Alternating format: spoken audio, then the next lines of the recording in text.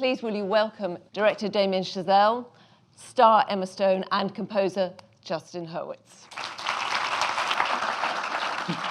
Now look, this goes back, for the two of you, Damien and Justin, this goes back way beyond even Whiplash, doesn't it? Because you were at college together. Mm-hmm. And I believe at college you worked on something that possibly in some ways was kind of a precursor to this, because it was a documentary musical. Yeah, I mean, Justin and I met, I think it was like the first week or so of college, very early on, playing in a band together. And we, I was playing drums, he was playing piano. Pretty quickly, I think we realized that, we weren't going to be rock stars, and shared this love of film, and especially, different ways that you can marry music and film. And around the same time, I was, as a student, I was making a lot of documentaries.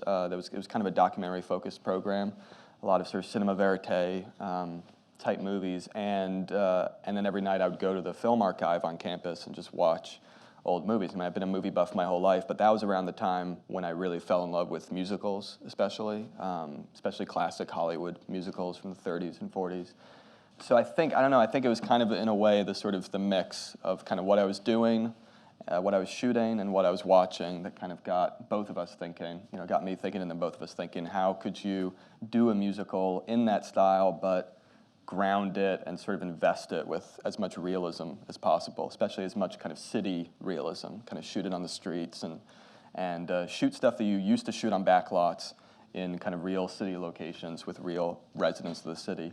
So that led to it was basically my senior thesis as a film student, and you wanted it to be your senior thesis as a music student. Yeah. The music department wouldn't. They rejected it as my thesis. Yeah. So, and I think both of us got an incomplete on it, actually. Well, we both left school and just disappeared and went to LA. So we were failures, and but it was the seed, I think, of this the idea that eventually led to this. Yeah.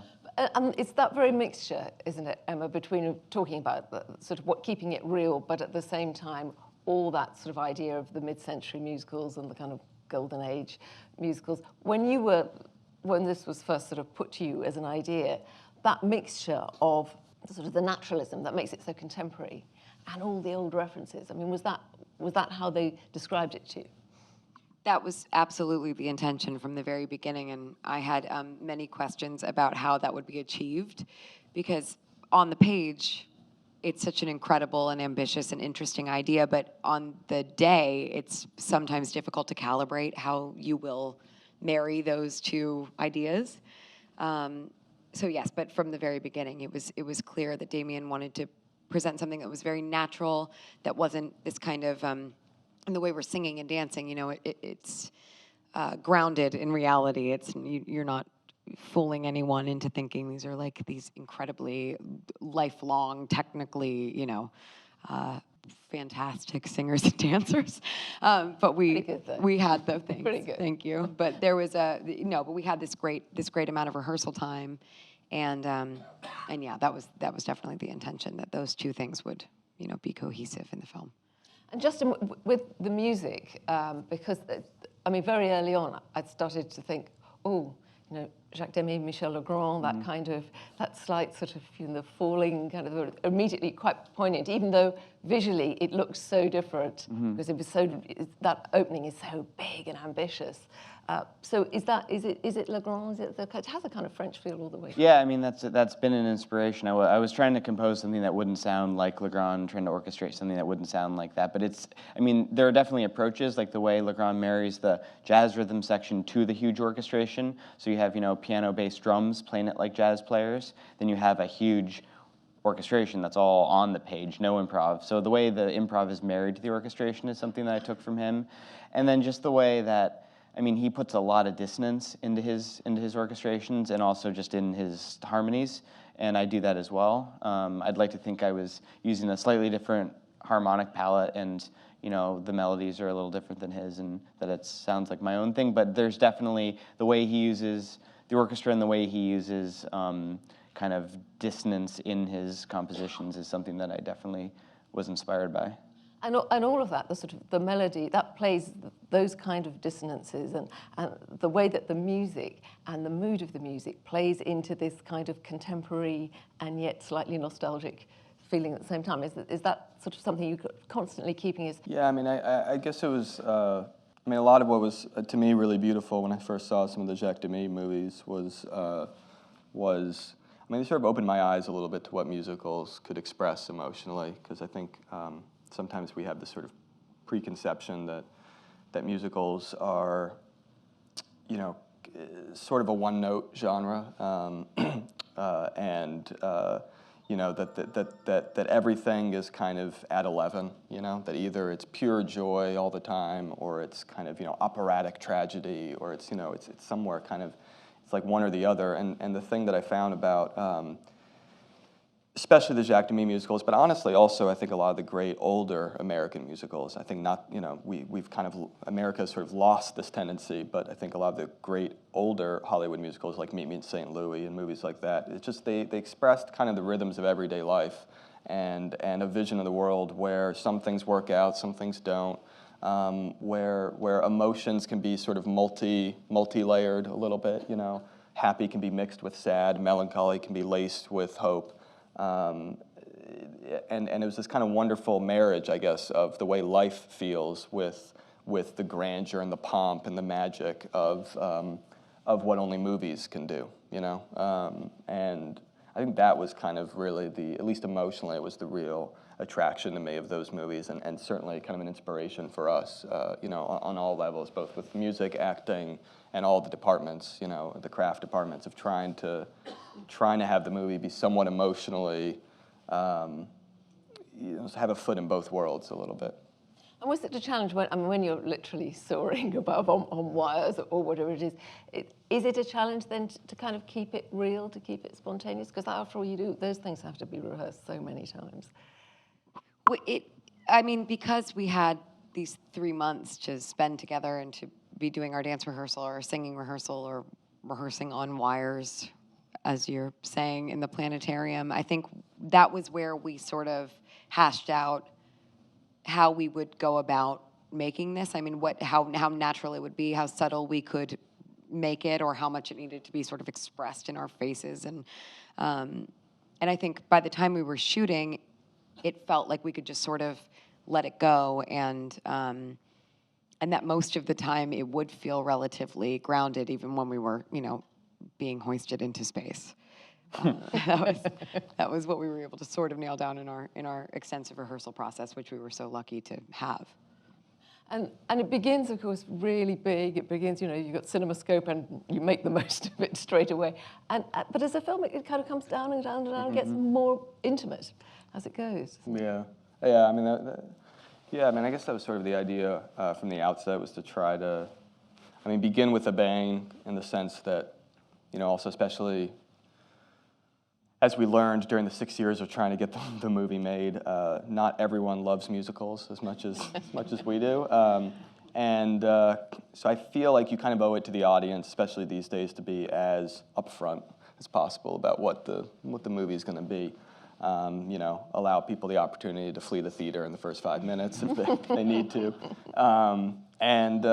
But also a little bit, you know, that idea of kind of, you begin with the world, and you begin with a sort of world-establishing number, and then, I mean, actually everything kind of almost feels more natural as a result after that number. It was part of the idea of really not just beginning with a big number, but beginning with arguably our biggest number in the whole movie, and at least until the end, you know, having a little bit of a this, and then a this, and then a that, you know, that was a little bit the arc that we kind of mapped out for ourselves. And then I think it really, but I mean, going back, I guess, a little bit to what Emma was saying also about, you know, grounding things. I mean, I think that, you know, for me, as the sort of lucky filmmaker that got to work with her and Ryan and the rest of the cast, that was part of what was astounding to me, was that, you know, by necessity, like any musical, this was a movie that was very pre-designed in many ways, you know, and with long, very carefully choreographed takes, even when it wasn't a musical number, and all sorts of things that would kind of hem in the actors normally. And she and Ryan, I think, were able to somehow make stuff feel completely spontaneous and still invest it with their own quirks and idiosyncrasies and make it feel completely sort of natural and grounded at every moment in a way that I remember just consistently surprised me and my DP, Lena Sandgren, every day of shooting. Was, you know, that we were kind of, it felt like we were getting at something through you and through Ryan that was as truthful as we wanted, even amidst all the kind of bells and whistles of, you know, and the machinery of a big musical. Yeah, it's funny, isn't it, how people, I mean, so many people say they don't like musicals. And yet people like music, like films. I think the thing about, I think there's I mean, there's a few things with musicals. I mean, one, I think it was sort of what I was saying about, you know, this idea that musicals have to be all in your face all the time. You know, this kind of conception of musicals that I really think is you know, has come about in the past few decades when most musicals have been adapted from Broadway. The idea of the original musical conceived for the screen is just not the norm in Hollywood anymore. And even, you know, the rare occasions that musicals are made, they're always adapted from something. But it used to be, you used to have this kind of almost conversational approach to singing and dancing. I think we maybe mistakenly think of the old MGM musicals as these kind of pure technical showcases. And of course, in many cases they were. Some of those dancers were some of the greatest dancers to ever exist. But I think what actually makes those movies really work is, you know, if you look at Fred and Ginger, I find myself really looking at Ginger Rogers' face and how she acts those numbers. I think she's actually the real, in a way, the real sort of, as much the magic in those numbers as Fred Astaire's feet is Ginger Rogers' face and how she grounds every moment in the subtlest, most nuanced, most timeless way possible without saying a single thing, and cues you emotionally to all the ups and downs of what's otherwise a very artificial kind of circumstance. And you look at how some of those, you know, Gene Kelly or Fred Astaire would sing, and how a number like Dancing in the Dark and Bandwagon, how it just kind of seamlessly grows from walking through a park to dancing, and then kind of back again to, you know, they sort of dance their way back to into a carriage. And there's just such a beautiful kind of seamlessness to those movies, whereas I think now we think of musicals a little more as a stop and start kind of medium, where it's like dialogue and then the numbers exist off in this other corner. I think we kind of liked that somewhat older idea of having everything feel like one continuous flow where numbers just kind of grow more organically. So the transitions were something that we were really, it was part of why we didn't cut a lot, why we did long takes, you know, was to try to make it feel seamless. I mean, those kind of long takes, does that increase the pressure, or does that make it? Yeah, it makes it harder for you. Yeah, but I like it at this point. I think I like that kind. I really do. I strangely like that sort of technical pressure. It feels very theatrical when you're doing something in one take. I like having to remember where to go, and if in some ways it gets you out of your head because there is something for you to focus on, so you get to sort of be free within it with enough rehearsal. So I didn't mind it. I'm going to open it up to questions from you. I really enjoyed it. Thank you very much indeed. I wondered if Emma, like the character Mia, went to see, was it Rebel Without a Cause? Did you go and study any classic musicals, sort of as your mood board for the getting ready for the character? I watched Singing in the Rain again. Definitely watched Fred and Ginger quite a bit. Top Hat was a big reference for us, and Bandwagon, and you know, these kind of classic films. But also, Damien screened The Umbrellas of Cherbourg for us as a cast and crew. We all sat on the dance room floor where we were rehearsing every day, and it was projected onto the wall, and we ate pizza and we watched Umbrellas, and I had never seen it before. And that, of course, was hugely inspiring to see, because it had what he was describing, and this sort of that Jacques Demy sense of there was this beautiful subtlety and heartbreak to that. And obviously, they sing every line of that film, so it was startling at first, but it was really special to see. I was curious about the casting of Emma and Ryan Gosling. They had, I don't know if what happened, what I think made it so special is the chemistry. They had such fantastic chemistry on stage. And I wondered if you did any of the casting of the two of them together, saw them together before you made your decision to cast them. Well, I was I mein, yeah, in many ways, again, I just felt like the lucky, the lucky filmmaker behind the camera whenever they were together. When I first started writing this script and Justin first started writing the music, about 6 years ago, I think your first movie with Ryan had either just come out. Crazy Stupid Love had either just come out or was kind of brewing. And before even that, I'd loved both Emma and Ryan individually as performers. But certainly kind of, I think the more we worked on this movie, the more the idea of them together felt kind of wonderful. But it also felt a little bit like a pipe dream, because Justin and myself, we were kind of as outside the industry as you can possibly get while being in LA. And certainly it felt that way, trying to get this movie made and pitching an original jazz musical, as former college roommates saying, we'll do it all, and yeah, it's just didn't excite the money people. So it actually, things went through a few permutations in terms of both financing and casting, and it wasn't until, several years into it, Justin and I went off and made Whiplash, which I think it was kind of during the release of that I first met Ryan, first met Emma. I think I began by pitching Emma on the project when you were doing Cabaret on Broadway. And then Ryan I'd met, independently, and he and I started talking about the movie as well. And it became, very kind of organically, suddenly became a realistic proposition for the first time that maybe they would not only do it, but do it together. I think at a certain point, you guys also, you must have talked behind the scenes a little bit, behind my back. No? Really, no. Not until you met with him did we speak. Yeah. So again, it felt like that kind of one of the biggest lucky moments for the movie. After years of feeling like it would never get made and feeling like we were victims of bad luck, we'd almost get there and then not. It was that kind of thing when it actually, they came together on the film. It felt like, oh, thank God, actually, it didn't happen before, because this is how it was meant to be. And when people were, people are nervous of musical funding, people are nervous of musicals, but was there anything that they wanted to change? I mean, what was it they couldn't see? Oh, yeah. All of the music? All of the music? They were quite, yeah. And I think they wanted, certainly the ending also was kind of a bummer for people. They didn't, they wanted them to get married and ride off into the sunset. I think, those were the two main things. And then just jazz being present at all was just kind of, it's not even a reference to jazz. One reference to jazz is too much. It's one reference too many. So. Thank you for a fabulous film. It's the second time I've seen it. But what struck me the second time around, especially with the opening scene, was it was a triumph of diversity, and it just hit me in the face how wonderful it was and what a good model it was for Together America. It's just a comment. Thank you.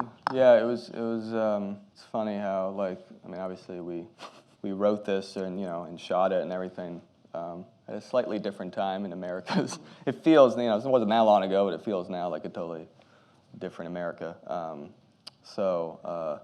Yeah, now it feels like the world has kind of gone down the toilet bowl a little bit. So I like to think actually that musicals can I've done some thinking about the history of musicals. Obviously, they came of age during the Depression and whatnot. And this idea that certainly this movie presents a somewhat idealized vision of the world, or what the world can be. The idea of but it does feel like somehow weirdly got, maybe at least for us, more relevant than ever, the idea of valuing things like art and love and just kind of chasing dreams, even though they seem unrealistic, to kind of not give up hope. At least that's kind of something that has felt almost more resonant for us, at least on this side of the aisle, than it even did before. Somebody will be writing that thesis, won't they, 20 years down the line? 20 years. La La Land and the beginning of the Trump era and the. Oh, great! You're probably Thanks. No, but So I don't glad. mean No, but in the sense that, as you say, like things like the Gold Diggers movies, we all look at Right. it now and we all go, oh yeah, now you can see all those things. Well, it's weird how sometimes. I'll digress a little bit, hold myself off, but I've been just such a fan of kind of classic Hollywood, the sort of Hollywood studio system, golden age era. And what's so fascinating about those movies is that, we think that movies got more realistic afterwards, and that everything about old Hollywood is, whether it's musicals or westerns or whatnot, was all very kind of shot on sets and fake and, et cetera. The acting style was very kind of not what it is now. And yet I think those movies actually say so much about, as historical documents and about the society that produced them, and sometimes totally as counterpoint, Fred and Ginger dancing in drawing rooms while the country was suffering during the Depression. But there's this really poignant, I think, relationship with those movies between history and the movies that makes them more than just escapism, that makes them kind of something more, to me, more substantial. So I think that in a way was the tradition that I think musicals can be a part of, that we wanted to be a part of. Bit cheeky, 2 questions. Emma, can you talk about your own similarities with the struggles, if there are any, in Mia's career? And can you also talk about how, this is for Damien, how your vision of the cinematography, what stage it came in? Because obviously the camera angles and the lighting is quite pivotal in telling the story. So just how that all formed and, your collaboration on that. Thank you very much. Well, I could relate to every experience that Mia has in the movie. You can't say that with every character. That seems to be a question, how do you relate to your character? I was like, a lot, quite a lot. I moved to LA when I was 15 and started auditioning, and got a couple things here and there, and my first actual film role was about 3 years in. So in that time period, there were quite a few auditions, which I think ultimately you're lucky if you're getting a lot of auditions. It doesn't feel good at the time that you're being rejected on such a constant basis, but it's so much better than being ignored and not even seen. That, in some ways, the audition sequences were kind of fun and cathartic and, exciting to explore again. And the thing that actually struck me on a deeper level was when Mia decides, after her one-woman show and really putting all her vulnerability out there, to go home was the tough part, because that element that never goes away, I don't think. Those sort of, those lulls and those times where you feel like maybe you are delusional for being a creative person or trying to make things, how that ebbs and flows and how up and down that can be. But I had a casting director who reminded me of the casting director in the film, and I auditioned for her throughout that 3-year period often, and I would never get the part, but she would keep calling me in. And then one day she called me and she said, will you come in on a Saturday? I'm just gonna put you on tape for this movie, and I really have a good feeling about this. I think it might work out. And it was Superbad, which was my first movie, and it changed everything for me, getting to do that film. So it was so interesting also to kind of revisit the idea that these things that seem like rejection, and I think this is for everything in life, not just actors auditioning, I think this is for many things. These things that feel like these horrible kind of rejections in the moment or things not working out ultimately can lead to something that is far better than what the path looked like it could be originally. So anyway, yeah, I relate to Mia in some ways.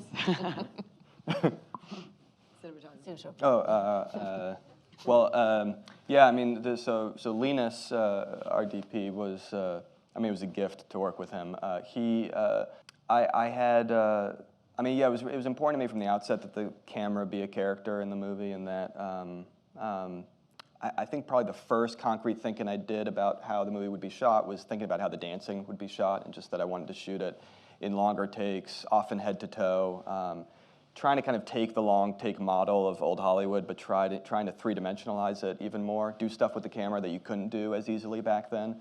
So especially like the opening number is an example of the kind of choreography spilling out the edges of the frame that I think also thought a lot of, it's a weird example, but thinking of Raging Bull, the way that boxing movies had always stayed outside the ring before Raging Bull for the most part, just to kind of give you a sense of the geography, and that's just the way it was done.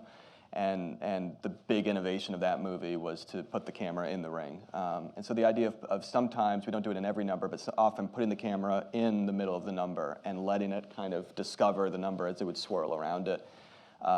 That was like the first, I think, concrete discussion. And then Linus and I, through talking, decided, okay, if that's going to be how we film the dance, then it should inform how we film everything else, because we didn't want that stop and start feel again, where the dance would be filmed completely differently than everything else. So I think that's what turned the whole movie in a way into a longer take, very carefully blocked, choreographed movie where, I mean, I think, you guys, Ryan, Nema, the rest of the cast, the choreography and blocking was almost, I think, as precise, if I remember, for dialogue scenes as it was for dancing scenes, even though it had to seem completely spontaneous and natural. So I think it was a fun process. We had, the unsung hero, I think, was the Steadicam operator that we had, Ari Robbins, who was just a beast. I mean, he's like, this will tell you everything about him. He has tattoos of cameras on his arms. Here are, on his left arm are the cameras that he has saved, as in like they've almost fell and he caught them. And then he has tattoos of cameras he dropped here. Just 2 so far, but if he like ever drops another camera, 3. So if he drops a 4th camera today, he'll get that tattooed. Like that's how he lives his life behind a camera. And you need that kind of psychotic to do scenes like this, because he was a champ and just did everything. He's the dancer you don't see, really. I thought I was the last person who ever painted a glass matte painting, but apparently I'm wrong. My question isn't why, because I know why. It's where, though. And also, did you have any issues with the availability of any of the optical processing? So it's funny. So I had this dream of having a certain amount of optical matte painting in this. I mean, it wound up just being really just highlighted in that one Paris shot, at the end. So I talked very early on with David Wasco, our production designer, of who do you know? Who is around? Who we were shooting in LA. Yeah, I mean, so this guy, it was this guy. I mean, maybe you know him, Rocco Giaffre, who's LA based, who used to, I mean, like a lot of these, a lot of the matte painters, now he does a lot of digital work, but used to do a lot of the traditional matte paintings, and I think it was the first such call he'd gotten in a very long time. So he was just like, he was ready to paint anything for us. And he just, I mean, he has his own kind of makeshift studio, basically at his place, and he works with an associate, with an assistant, but they pretty much shot it in the old-fashioned optical way, and kind of, over the course of, I think, a day or so, just doing the move bit by bit. And then sort of animating it, but it was done completely analog, and both the matte painting and a miniature that he had built, and it was it was one of my most fun experiences. It was kind of somewhat deep in post by the time that was finished, going to his studio and visiting it, because it's just this giant, gorgeous painting of Paris, and actually the big direction I had to always constantly give him was to make it worse, because initially his painting was so good. I mean, I'm sure you, the same way all the great matte painters, are trained to make it photoreal. And it was so good that actually I wanted to feel the paint a little bit, and it just felt like it was either going to look like photography or digital. So I kept having to push him. The only thing I ever had to push him with was to sort of thicken up the brush strokes and screw up things a little bit, and actually make the painting less technically perfect. In order for you to actually feel any of the paint. That's how good he was, ironically. But it was amazing to work with him, yeah. Does Ryan play piano? Was that him playing because he was brilliant? And did he have to practice, or is he a natural pianist? Well, Justin can probably, He plays now. Yeah, he plays now. He was in piano lessons 6 days a week for about 4 months, learning all that. Yeah, it was pre-recorded by a great jazz pianist named Randy Kerber, and then Ryan took those recordings and sheet music. We transcribed everything onto sheet music, or it was in sheet music before Randy played it, and then Ryan studied it for 4 months and learned every single note of it. And yeah, what you see in the movie, there are no hand doubles, there's no CGI, it's all Ryan. We almost had a hand double. We had like a hand double at the ready. I thought, you always, at least for little inserts or stuff, I thought Ryan, I just was assuming, and then I went into Ryan's piano room a few days before shooting, and he was just he was playing so well. I had to I put it on my iPhone, just filmed it, showed it to the producers, and we all kind of agreed that we actually didn't need anyone. So it was Ryan all the way through. We had a lot of complicated stuff to do, so he was brilliant. Yeah, it was an interesting learning process where the first few months, I would say 3.5 of the 4 months, he was learning very slowly and deliberately because he wanted to learn every single note. So we'd see him practice, and it would be very deliberate. And then in the final 2 weeks, once he knew the notes, he just let it all go and he acted it. And the gestures were big and flamboyant, or whatever it had to be dramatically for the scene. Thank you to all of you. And may the great success of the film continue. Thank you. Thank you so much. Thank you, guys. Thanks for coming.